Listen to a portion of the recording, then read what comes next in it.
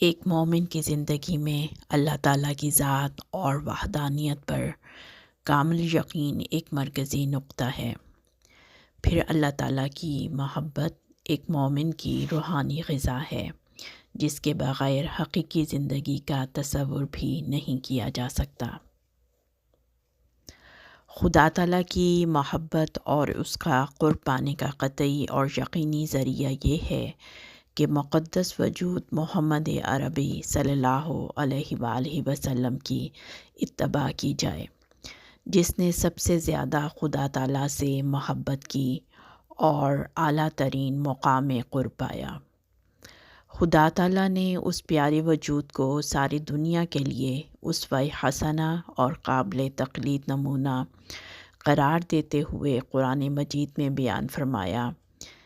سورۃ آل عمران آیت نمبر 32، ان کنتم تحبون اللہ فاتبعونی یحببکم اللہ، کہ اے محمد صلی اللہ علیہ وآلہ وسلم، تو لوگوں کو بتا دے کہ اگر تم واقعی خدا تعالیٰ سے محبت کرنے کا دعویٰ کرتے ہو تو اس دعویٰ کو اس طرح ثابت کرو کہ تم میری یعنی محمد صلی اللہ علیہ وآلہ وسلم کی پیروی کرو اور ان راہوں پر چلو جن پر چل کر میں نے یہ دولت پائی ہے، اور خدا تعالیٰ کے حکم سے میں تمہیں یقین دلاتا ہوں کہ میرا پیارا خدا بھی تم سے محبت کرنے لگ جائے گا، اور میری اطاعت کی راہوں پر چلنے کی برکت سے تم بھی قرب الہی کی برکتوں سے مالا مال ہو جاؤ گے۔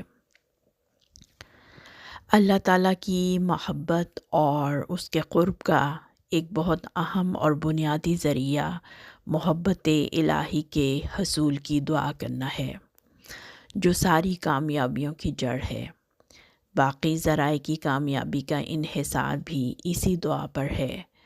بس ہم پر فرض ہے کہ دعا کا وہ انداز اختیار کریں جو ہمارے پیارے آقا حبیب خدا صلی اللہ علیہ وآلہ وسلم کا انداز تھا۔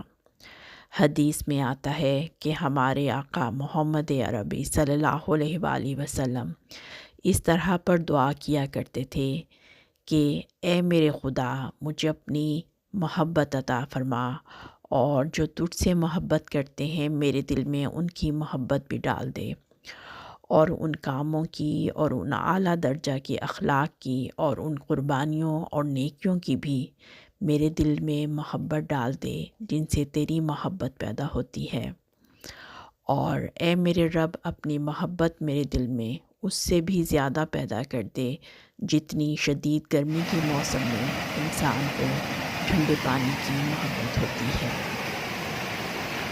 حقیقت یہ ہے کہ خدا کو پانا خدا تعالیٰ کی مدد کے بغیر ممکن نہیں۔ جب تک خدا تعالیٰ خود انسان کا ہاتھ نہ پکڑ لے، منزل کا حصول ممکن نہیں۔ خدا تعالیٰ دھوکہ کھانے والا نہیں، وہ انہیں کو اپنا خاص مقرب بناتا ہے جو مچھلیوں کی طرح اس کی محبت کے دریا میں ہمیشہ فطرتاً تیرنے والے ہیں اور اسی کے ہو رہتے ہیں اور اسی کی اطاعت میں فنا ہو جاتے ہیں۔ قرب الہی پانے کے لیے آزمودہ نسخوں میں سے ایک قطعی ذریعہ قرآن مجید ہے۔ یہ مقدس کتاب ایسی پاک تاثیرات اپنے اندر رکھتی ہے کہ ہر کوشش کرنے والے انسان کو اللہ تعالیٰ کے دربار میں لے جاتی ہے، اور جو کوئی بھی اس کتاب ہدایت سے فیض حاصل کرتا ہے وہ قرب الہی کی دولت سے مالا مال ہو جاتا ہے۔ قرآن مجید کے فیض کا دریا قیامت تک جاری اور ساری رہے گا۔ قرآنی تعلیمات کو سمجھنے کے بعد انہیں اپنی زندگی کا حصہ بنانا بندے کو خدا تعالیٰ کے قریب کرتا ہے۔